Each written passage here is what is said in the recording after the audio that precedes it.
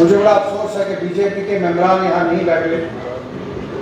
वो किसी political agenda या किसी बात की वजह से नहीं यहाँ बैठे। मैं समझता हूँ कि 10 साल में जो बीजेपी ने जम्मू कश्मीर के ऊपर ज्यादतियां की, उस बारे में जब ये ऑनरेबल मेंबरान अपने अपने इलाके की बात करते, उस बात को सुनने के लिए वो यहाँ नहीं बैठे। स्पीकर सर, 5 अगस्त 2019 को जो फैसला सेंट्रल गवर्नमेंट ने दिल्ली से लिया, उससे जम्मू कश्मीर का हर नौजवान, हर बुजुर्ग, हर बच्चा, मां, बहन, हर एक आदमी जो है अफेक्ट हुआ।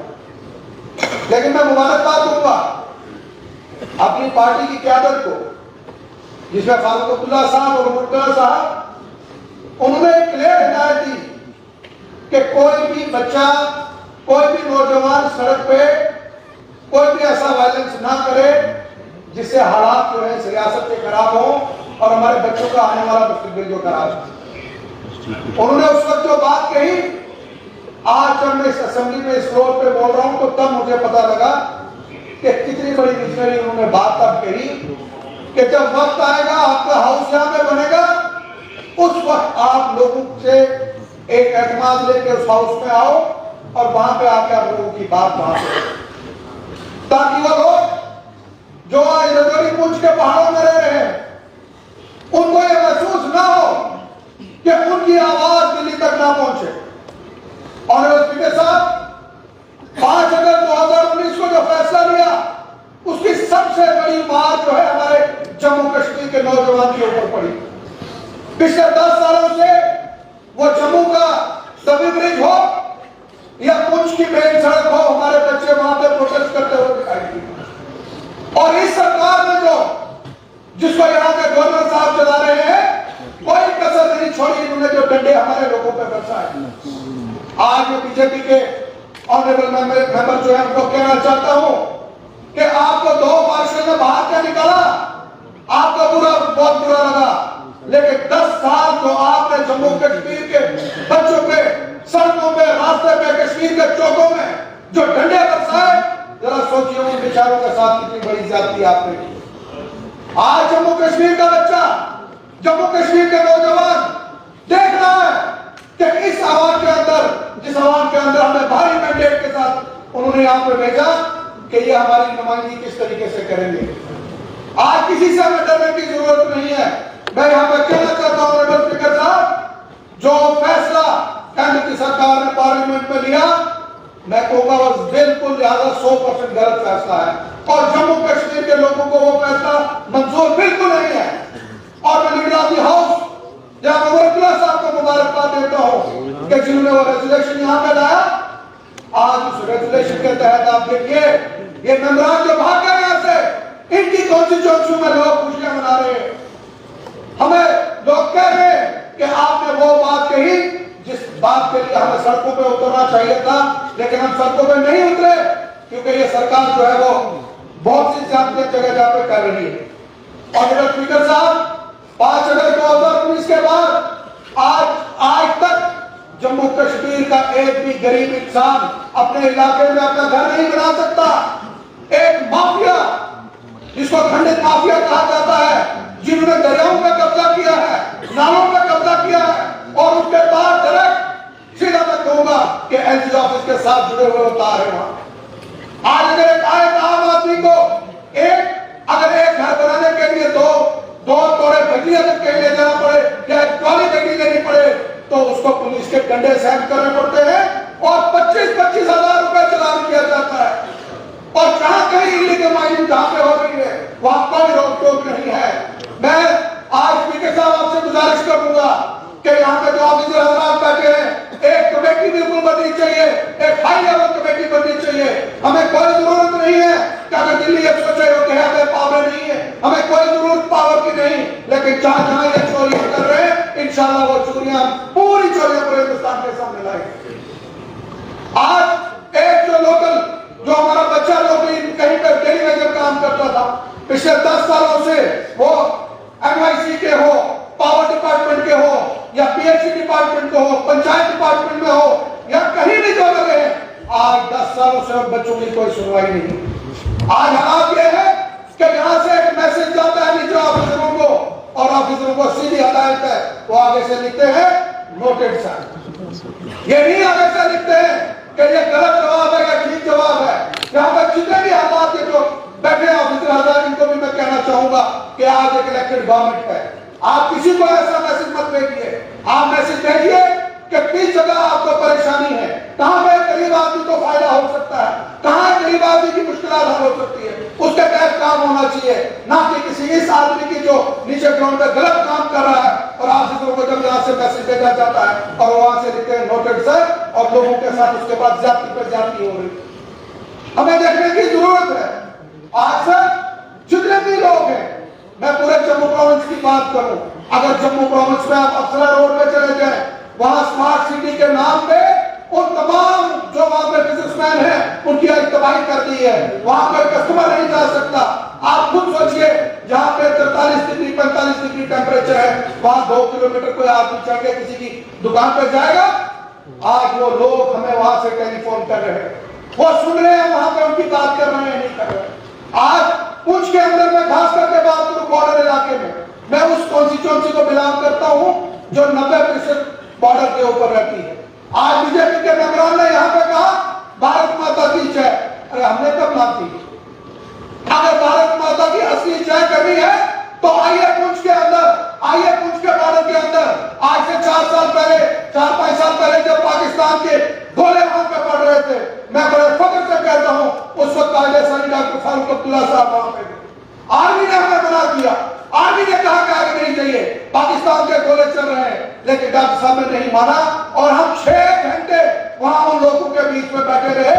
जब पूरे इंटरनेशनल खबरें चली, पूरी दुनिया में खबर गई, तो पाकिस्तान को मजबूरी वहां अपनी शरीर बंद करनी पड़ी। और उस मैं समझता हूं अगर असली भारत माता की जय की तो उस वक्त फारूक अब्दुल्ला साहब ने उस 0 लाइन पर जाकर की जहां बीजेपी के ये मेंबर नहीं जाते हैं। ये मेंबर जम्मू के अंदर बैठते, असेंबली के अंदर आके यहाँ पे कहते हैं भारत माता की जय, और यहाँ के मीडिया के सामने अपनी शक्ल दिखा के बोलते हैं। मैं इनको दावा देता हूँ कि जिस वक्त पाकिस्तान के हालात खराब हो, ये आए हमारे साथ वहां बॉर्डर पे खड़े हो, फिर मैं वहां पर ये बात कहा। इन्होंने हमेशा डिवाइड करने की बात की, इन्होंने हमेशा एक दूसरे से लड़ाने की बात की, जम्मू का कश्मीर के साथ लड़ाने की बात की। और जम्मू, ये बार बार जम्मू जम्मू कहते हैं, जम्मू क्या है? क्या जम्मू 2.5 डिस्ट्रिक्ट का जम्मू है? जम्मू 10 डिस्ट्रिक्ट का जो है जम्मू है। अगर पुंछ राजौरी में बात कहूं, इनकी पॉलिसियों की वजह से आज आप देखिए पुंछ के अंदर, राजौरी के अंदर बीजेपी के कैंडिडेटों पे 30-30 हजार 20-20 हजार की लीडों के साथ जाकर लोगों ने इनको रिजेक्ट किया, इनकी नफरत की पॉलिसी को रिजेक्ट किया। लोगों ने कहा अमन की, प्यार की, उस पॉलिसी को हम आगे बढ़ाएंगे जिससे आने वाले दिनों में जो है लोगों को है फायदा हो, लोगों की जो है तरक्की हो सके।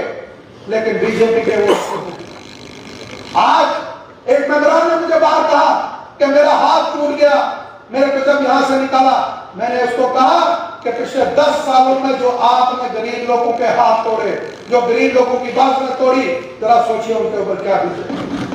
आज पीढ़ी के मेंबरान यहाँ पे बात कर रहे हैं, यहाँ पे बड़े ऊंचे ऊंचे बात करते हैं, बड़ी बड़ी बात करते हैं। इनकी उन्हीं पॉलिसीज की वजह से आज हमारे असेंबली के अंदर हमारी पावर में फर्क आ।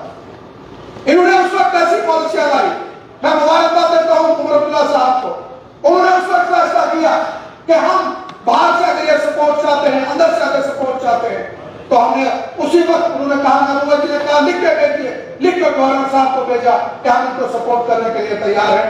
लेकिन उस वक्त उनको दिल्ली की चाकोचौंध और जो पैसे की लालच आई, इन्होंने कहा पैसा यहाँ पे आएगा, ऐसा पैसा इन्होंने लाया कि जो हमारी शिनाख्त को बदलता है।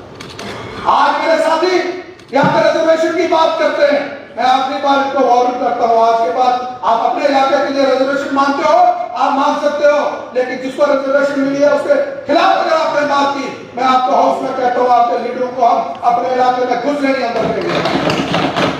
और उनको पता लगेगा जो आप यहाँ पे बातें करते हो, आपकी एक बात यहाँ होती है, दूसरी बात पुंछ राजौरी में अलग होती है। रात के अंधेरे में क्या बात करते हो, दिन के उजाले में क्या बात करते हो। ये हमारे लीडर है जो रात को जो बात कहते हैं वही बात दिन को कहते हैं, और जो बात उसी बात को देखते हुए आज ये जो आवाम यहाँ पे हम सारे बैठे हुए हैं, इसकी वजूहत यही है कि लोगों ने समझ लिया है बताने की जरूरत नहीं है, आज तो तकरीर करने की जरूरत नहीं है। लोग खुद समझते हैं उनका आने वाला कल कहां पे मुस्तकबिल है और कैसे उनकी जो है तरीके कर।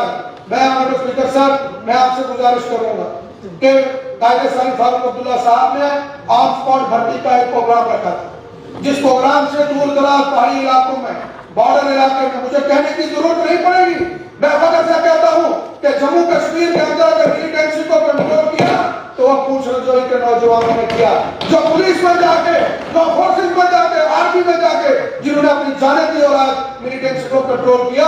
आज जरूरत है कि पूंछ रजौरी के अंदर खसूसी जो है भर्ती होनी चाहिए, वहां के लोगों को मौका मिलना चाहिए ताकि उनको बिलासपुर पे वहां पर मिले। हमारी आईटी की स्कीम, जिस स्कीम के तहत वो स्कूल जो कभी वहां पे चल नहीं सका, वहां के नौजवान बच्चे वहां पे लगे, उस आईटी स्कीम को मेरी गुजारिश है दोबारा से एक्टिवेट किया जाए। और आज एक मुबारक की बात दूंगा, मैं खास करके कायदे सानी डॉक्टर फारूक अब्दुल्ला साहब को मुबारकबाद दूंगा, जिस आरटी स्कूल को आपने शुरू किया, जिस स्कूल में आपने 12वीं पास बच्चे को लगाया, आज उस गांव के अंदर डबल पीएचडी एमए किए हुए बच्चे उस स्कूल की वजह से वहां बैठे हैं और इंतजार कर रहे हैं कि वहां पे वो स्कूल खुले और दोबारा से बच्चे वहां पे जो है अपने बच्चों को पढ़ा सके, आगे जा सके।